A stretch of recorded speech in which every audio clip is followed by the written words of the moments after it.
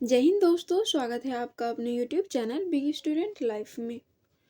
दोस्तों, हम लोग केमिस्ट्री के क्वेश्चंस को देख रहे थे चैप्टर वाइज करके। आज का ये हमारा 9वां चैप्टर है।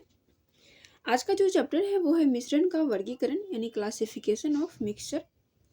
इस चैप्टर से रिलेटेड जितने भी क्वेश्चंस होंगे उन सभी क्वेश्चंस को आज हम लोग देखेंगे। तो चलिए स्टार्ट करते हैं आज की वीडियो को।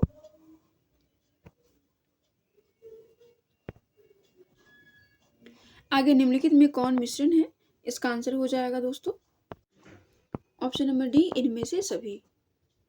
विलियन, निलंबन और कोलाइट, ये तीनों ही हो जाएगा। इसका सही आंसर हो जाएगा ऑप्शन नंबर डी। आगे निम्नलिखित में कौन समांग मिश्रण है? इसका आंसर हो जाएगा ऑप्शन नंबर सी, विलियन। ऑप्शन नंबर सी हो जाएगा विलियन। आगे निम्नलिखित में कौन विसमांग मिश्रण है? इसका आंसर हो जाएगा ऑप्शन नंबर डी, बी तथा सी दोनों। निलंबन और कोलाइट। आगे विलियन का सबसे प्रमुख गुण क्या है? इसका आंसर हो जाएगा दोस्तों,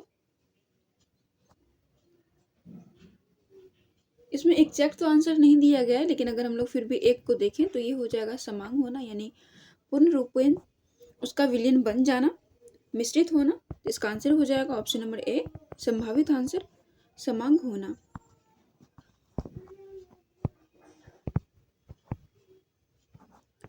आगे निम्नलिखित में कौन विलयन का गुणधर्म नहीं है?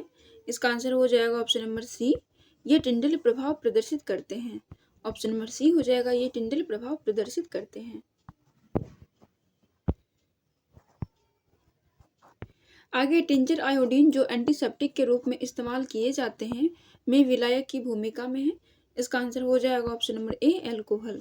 एल्कोहल में ये विलायक की भूमिका में है।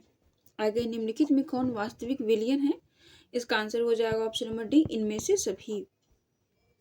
समुद्री जल, कॉपर सल्फेट विलयन और एल्कोहल और जल का मिश्रण। आगे निम्नलिखित कथनों पर विचार कीजिए। इसका आंसर हो जाएगा ऑप्शन नंबर सी, एक और दो दोनों। तो चलिए पहले एक को देख लेते हैं। एक में है विलयन में कम मात्रा में उपस्थित पदार्थ को विलय माना जाता है और पदार्थ जो विलयन में अधिक मात्रा में उपस्थित होता है विलायक माना जाता है।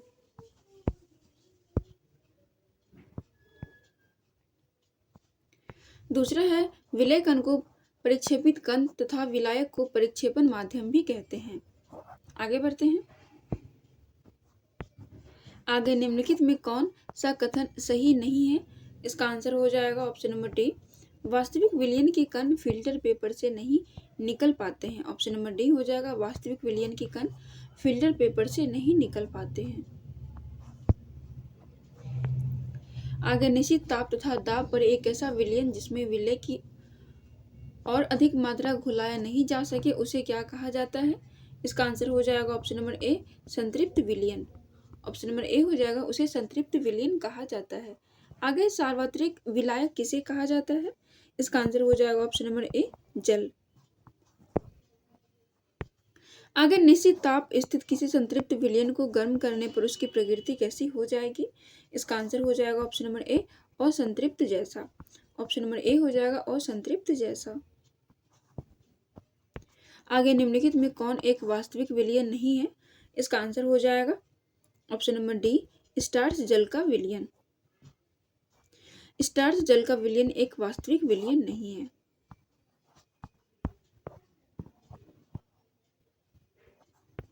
आगे निम्नलिखित में कौन विलयन है?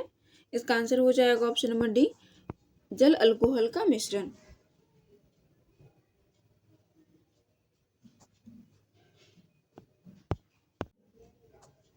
आगे है नमक तथा जल के वास्तविक विलयन के संदर्भ में निम्नलिखित में से कौन सही है?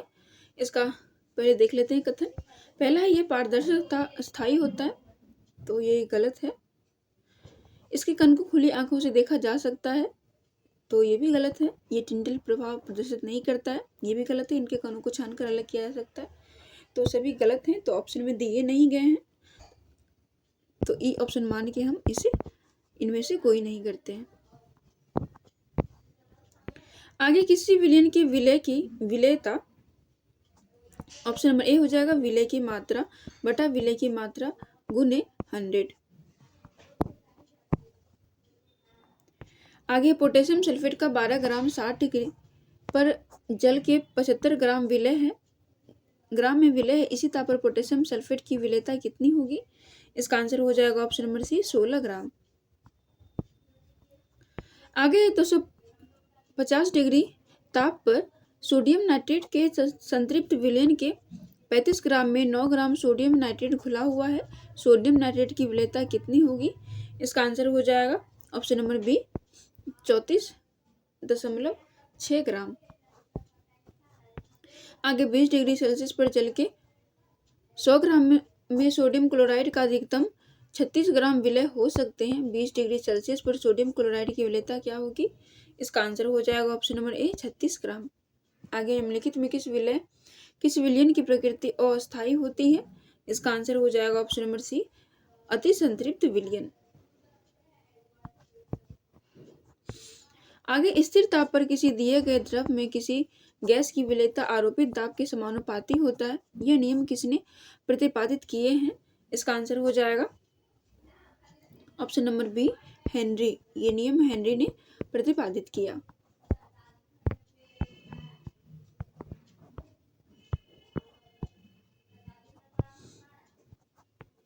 आगे निम्नलिखित कथनों पर विचार कीजिए। इसका आंसर हो जाएगा दोस्तों ऑप्शन नंबर सी 1 और 2 दोनों। एक में है किसी द्रव में ठोस पदार्थ की विलेयता पर दाब का प्रभाव बहुत ही कम पड़ता है। 2 में है ताप बढ़ने पर किसी विलायक में ठोस पदार्थ की विलेयता बढ़ जाती है। आगे निम्नलिखित में कौन सा विकल्प सही नहीं है? इसका आंसर हो जाएगा ऑप्शन नंबर डी द्रवों में गैसों की विलेयता दाब बढ़ाने पर घटती है और दाब घटाने से बढ़ती है।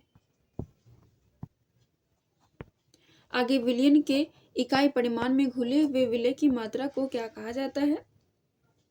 इसका आंसर हो जाएगा ऑप्शन नंबर डी बी तथा सी दोनों। विलयन की सांद्रता और विलयन की शक्ति। आगे है किसी विलयन के 125 ग्राम में किसी पदार्थ का 25 ग्राम घुला हुआ है, इस विलयन की सांद्रता प्रतिशत में कितनी होगी? इसका आंसर हो जाएगा ऑप्शन नंबर बी 20%।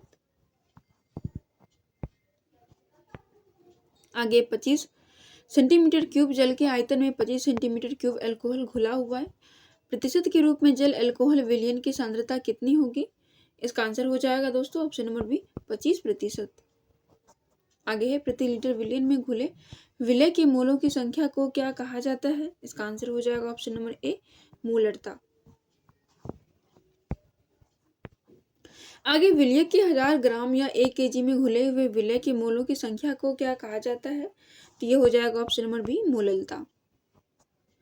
आगे 1 लीटर विलयन में उपस्थित विलय के ग्राम अणुओं की संख्या को क्या कहते हैं?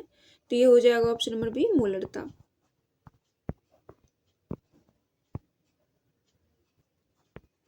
आगे 1 ppm का अर्थ क्या है? तो ये हो जाएगा ऑप्शन नंबर सी ए और बी दोनों 1 mg पर लीटर और 1 mg पर kg।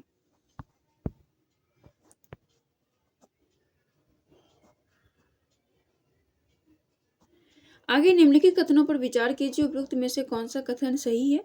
इसका आंसर हो जाएगा ऑप्शन नंबर सी 1 तथा 2 दोनों। एक में किसी भी विलयन की मोललता तथा मोलरता समान नहीं हो सकता है। दूसरा है विलयन के ताप परिवर्तन से मोलरता परिवर्तित हो जाता है, परंतु मोललता में कोई परिवर्तन नहीं होता है। आगे विलयन की कौन सी सांद्रता इकाई ताप से स्वतंत्र होती है? इसका आंसर हो जाएगा ऑप्शन नंबर ए मोललता। ऑप्शन नंबर ए हो जाएगा मोललता।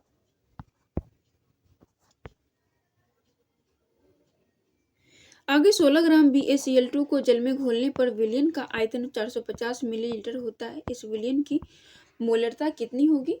इसका आंसर हो जाएगा दोस्तों, इसका आंसर हो जाएगा ऑप्शन नंबर बी 0.0769 बटा 0.450।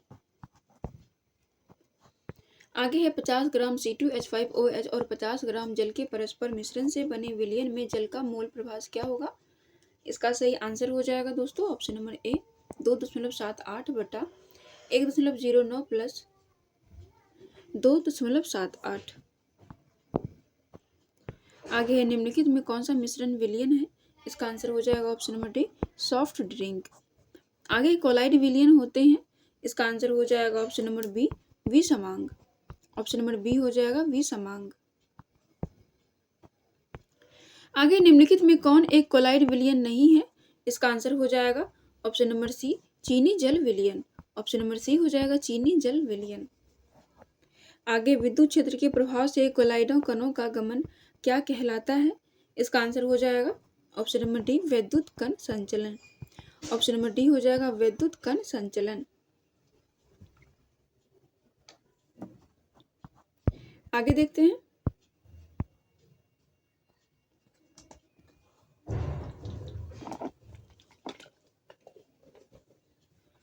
आगे है एक विलयन से प्रकाश को गुजारने पर विलयन प्रकाश के किरणपुंज का प्रकीर्णन करता है और उसके पथ को दृष्टिगोचर बनाता है, यह विलयन होगा। इसका आंसर हो जाएगा option number A colloid. Option number A हो जाएगा कोलाइड। आगे निम्नलिखित में कौन एक कोलाइड नहीं है? इसका आंसर हो जाएगा option number C soft drink. Option number C हो जाएगा सॉफ्ट ड्रिंक। आगे कोलाइड विलयन में कणों का टेढ़े मेढ़े मार्गों से गमन करना क्या कहलाता है? इसका आंसर हो जाएगा ऑप्शन नंबर ए ब्राउनी गति। आगे कोलाइड विलयन में ब्राउनी गति उत्पन्न होने का क्या कारण है? इसका आंसर हो जाएगा ऑप्शन नंबर बी परिक्षेपण माध्यम और परिक्षेपित कणों का टक्कर। आगे कोलाइड विलयन में ब्राउनी गति किस अवस्था में बहुत ही तीव्र गति से होगा? इसका आंसर हो जाएगा ऑप्शन नंबर डी इनमें से सभी। जब विलय कण सूक्ष्म हो, माध्यम की श्यानता कम हो, ताप अधिक हो। आगे कोलाइड विलयन में कोलाइड कणों का आकार कैसा होता है? इसका आंसर हो जाएगा ऑप्शन नंबर बी 10⁻⁷ सेंटीमीटर से 10⁻⁵ सेंटीमीटर के बीच। आगे कोलाइड विलयन से प्रकाश को गुजारने पर टिंडल प्रभाव उत्पन्न होते हैं जो है, तो ये हो जाएगा ऑप्शन नंबर सी प्रकाश के प्रकीर्णन। जो प्रकाश के प्रकीर्णन है। आगे कोलाइड विलयन तथा वास्तविक विलयन में किस एक द्वारा विभेद नहीं किया जा सकता है? इसका आंसर हो जाएगा option number C filter paper. आगे निम्नलिखित में कौन सा विकल्प सुमेलित नहीं है? इसका आंसर हो जाएगा ऑप्शन नंबर बी धुआं फोम।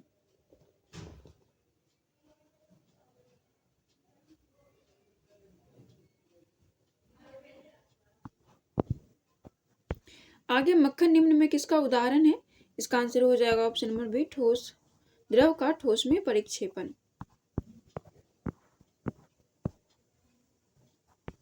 आगे निम्नलिखित में कौन एक एरोसोल नहीं है? इसका आंसर हो जाएगा दोस्तों option number B shaving cream. Option number B हो जाएगा शेविंग क्रीम। आगे मक्खन तथा पनीर किसका उदाहरण है? इसका आंसर हो जाएगा option number C gel. Option number C हो जाएगा जेल। आगे वह कोलाइड अवस्था जिसमें वायु परिक्षेपण माध्यम है क्या कहलाता है? इसका आंसर हो जाएगा option number B aerosol. Option number B हो जाएगा एरोसोल। आगे है पायस क्या है? इसका आंसर हो जाएगा ऑप्शन नंबर डी दो अमिश्रणशील द्रवों का मिश्रण। पायस है दो अमिश्रणशील द्रवों का मिश्रण। आगे निम्नलिखित में किसमें परिक्षेपित प्रावस्था ठोस और परिक्षेपण माध्यम गैस है? इसका आंसर हो जाएगा ऑप्शन नंबर सी धुआं। आगे है दूध को निम्नलिखित में क्या कहा जाएगा? इसका आंसर हो जाएगा ऑप्शन नंबर ए जल में परिक्षेपित वसा। ऑप्शन नंबर ए हो जाएगा जल में परिक्षेपित वसा। आगे कोलाइड विलयन की कौन सी अवस्था कुहासा में होती है? इसका आंसर हो जाएगा ऑप्शन नंबर डी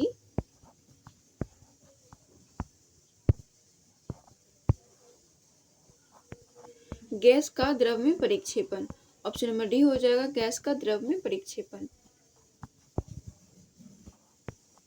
आगे निम्नलिखित में कौन एक सही नहीं है? इसका आंसर हो जाएगा ऑप्शन नंबर सी निलंबन के कण फिल्टर पेपर के आर पार हो जाते हैं। ऑप्शन नंबर सी हो जाएगा निलंबन के कण फिल्टर पेपर के आर पार हो जाते हैं। आगे शुद्ध जल की मोलरता है। इसका आंसर हो जाएगा ऑप्शन नंबर सी 55.6। आगे निम्नलिखित में कौन निलंबन के उदाहरण है? इसका आंसर हो जाएगा ऑप्शन नंबर डी कीचड़ युक्त जल। ऑप्शन नंबर डी हो जाएगा कीचड़ युक्त जल। आगे रेत के सूक्ष्म कणों का जल में होना किसका उदाहरण है? इसका आंसर हो जाएगा ऑप्शन नंबर सी, निलंबन का। ऑप्शन नंबर सी हो जाएगा निलंबन का। आगे निलंबन के विलय कणों का आकार क्या होता है? इसका आंसर हो जाएगा ऑप्शन नंबर सी, 10 nm से बड़ा। आगे विलयन में कोलाइड कण का आकार क्या होता है? तो ये हो जाएगा ऑप्शन नंबर सी, 10⁻⁻6 सेंटीमीटर। इसी के साथ दोस्तों हमारा आज का सेट समाप्त होता है। हम लोग अगले वीडियो में अगले सेट के साथ मिलेंगे। तब तक आप लोग इस वीडियो को देखिएगा और कमेंट करके जरूर बताइएगा आपको वीडियो कैसा लगा।